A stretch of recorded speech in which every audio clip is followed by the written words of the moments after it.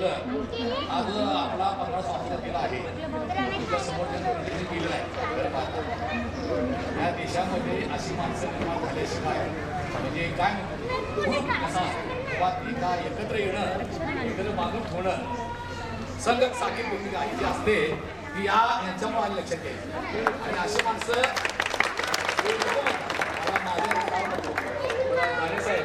मला एवढा अनुभव आपला काय असे ना की आपल्यात अशी माणसं पाहिजे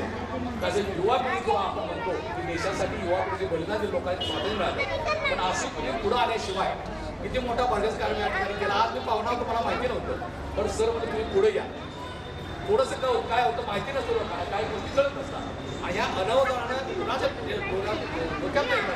कडून जातात मला सांगा देश स्वातंत्र्य करण्यासाठी एवढं लोकांनी काय केलं आणि आपण 10 मिनिटं 5 मिनिटं त्यावर होऊ शकत नाही का असे उत्तम उदाहरण त्यांनी आज इथे बघून त्यामुळं हे सगळे श्रेय या कार्यक्रमाचं आजच्या हे सर्वांच्या वतीनं हे प्रमुख पाहुणे असून सुद्धा आम्ही अध्यक्षाला विनंती करतो आणि सोसायटी काही काका यांना की त्यांचा सत्कार करावा असं बोलावं असं त्यांनी काय पुढच्या पुढे करावे आणि सगळ्यांना असं उत्साह देखील